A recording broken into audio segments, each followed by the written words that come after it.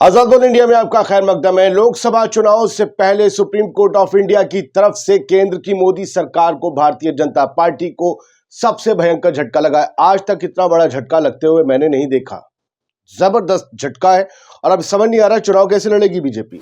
Supreme court ने चुनावी funding पर सरकार को बड़ा झटका देते हुए यह कहा है कि इलेक्टोरल बॉन्ड स्कीम असंवैधानिक है, यानी कि अनकॉन्स्टिट्यूशनल है, यानी कि यह हमारे आईन, हमारे संविधान के खिलाफ है। इसका मतलब कि किसी पार्टी के लिए चंदा जुटाने की जो स्कीम भाजपा वाली मोदी सरकार लाई थी, वो स्कीम हमारे संविधान का गला घोटती है।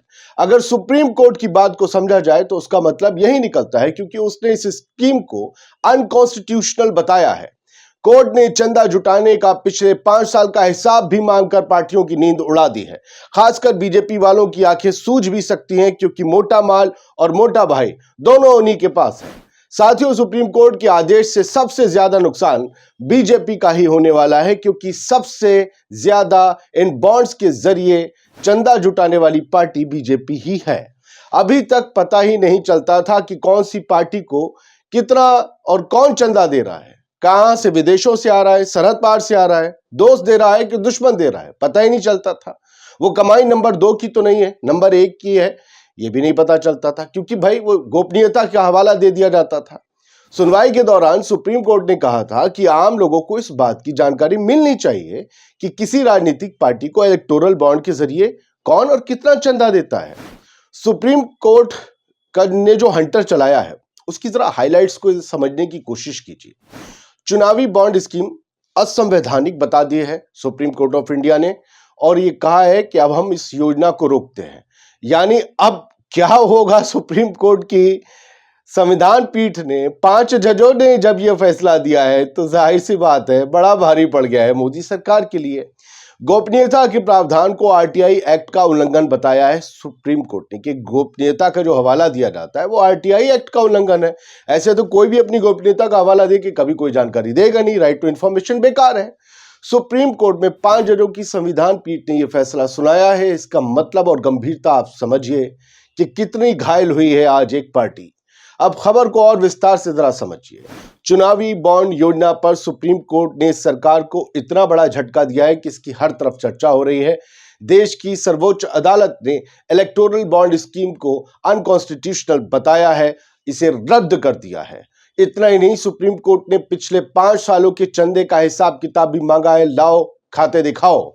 अब निर्वाचन को यह बताना होगा कि पिछले 5 साल में किस पार्टी को किसने कितना चंदा दिया है। वो सोचिए, निर्वाचन आयोग को सुप्रीम कोर्ट ने कहा है कि वो स्टेट बैंक ऑफ इंडिया से पूरी जानकारी जुटाकर इसे अपनी वेबसाइट पर साझा करे, ताकि पब्लिक बच्चा बच्चा जान सके। शीर्ष अदालत के इस फैसले को उद्योग जगत के लिए भी बड़ा झटका माना जा रहा है, क्योंकि वही तो बढ़ चढ़कर पार्टियों को चंदा देते हैं और बाद में पता नहीं किसको कितने लाइसेंस मिल जाते हैं, कौन कौन से ठेके मिल जाते हैं। पता चल जाएगा ना क्यों मिल रहे हैं। सुप्रीम कोर्ट ने अपने फैसले में कहा है कि इलेक्टोरल बॉन्ड स्कीम में गोपनीयता का प्रावधान सूचना का अधिकार अनुच्छेद 19(1)(a) के तहत कानून का उल्लंघन करता है। अब अदालत के फैसले के बाद पब्लिक को भी पता होगा कि किसने किस पार्टी को फंडिंग की है, क्यों की है, वाकई में की है, इसके बदले कोई फायदा तो नहीं लिया। 4 लोगों ने सुप्रीम कोर्ट में याचिका दायर कर दी थी। चुनावी बॉन्ड स्कीम की वैलिडिटी को उन्होंने चुनौती दी थी। इन्हीं याचिकाओं पर सुनवाई हुई सुप्रीम कोर्ट में और उस पर फैसला दिया गया, जिसका माना जा रहा है कि बहुत असर दूर तक जाएगा। खासकर लोकसभा चुनाव जो करीब खड़े हैं उस पर तो जाएगा ही। और इसका असर किस पर पड़ेगा? सबसे ज्यादा चमक धमक, ये वो, इधर से मोदी उधर से मोदी, इधर से ये प्लाज्मा वो प्रोजेक्टर, ये जिमी जिप, किसकी होती थी? सबसे ज्यादा भोकाल पर किसके फर्क पड़ेगा? क्या आपको नहीं समझ आ रहा है? इलेक्टोरल बॉन्ड होता क्या है, कैसे काम करता है, ये मैं आपको बताऊंगा, लेकिन पूरा मामला राजनीतिक दलों की गुप्त तरीके से चंदा देने की सहूलत देने वाली इलेक्टोरल बॉन्ड योजना से जुड़ा है। इस बारे में जरा एक और चीज जान लीजिए कि इस मामले में 5 जजों की संविधान पीठ ने 3 दिन तक सुनवाई के बाद 2 नवंबर साल 2023 को अपना पूरा डिसीजन, जो फैसला था, वो रख लिया था, सुरक्षित रख लिया था। कहा था हम बाद में बताएंगे। नवंबर में, फरवरी में 15 फरवरी को ये अब फैसला आया है। सुप्रीम कोर्ट ने अपना फैसला सुरक्षित रखते हुए भारतीय चुनाव आयोग ईसीआई को इलेक्शन कमीशन ऑफ इंडिया से योजना के तहत बेचे गए चुनावी बॉन्ड के सिलसिले में 30 सितंबर 2023 को डेटा जमा करने को कहा था कि आपने बेच तो दिए तो पता तो करो कौन दे रहा है चंदा। अब इलेक्टोरल बॉन्ड है क्या, ये भला क्या है, ये समझने की जरा कोशिश कीजिए। बहुत छोटी सी बात बताऊंगा। साल 2017 था, मोदी सरकार इलेक्टोरल बॉन्ड लेकर आई। इसके तहत सरकार हर साल 4 बार 10-10 दिनों के लिए बॉन्ड जारी करती थी, यानी बॉन्ड की दुकान लगती थी। बॉन्ड जनवरी, अप्रैल, जुलाई और अक्टूबर महीने में जारी किए जाते थे। मूल्य होता था 1,000, 10,000, 10 लाख या 1 करोड़, इतने का बॉन्ड। आप सोचिए अपने दिल पर हाथ रखकर, आपकी जिंदगी 25 साल है, 35 है, 45 है, 65 है, 75 है, क्या आपने कभी अपनी जिंदगी में किसी भी पॉलिटिकल पार्टी को 1 रुपए भी चंदा दिया है?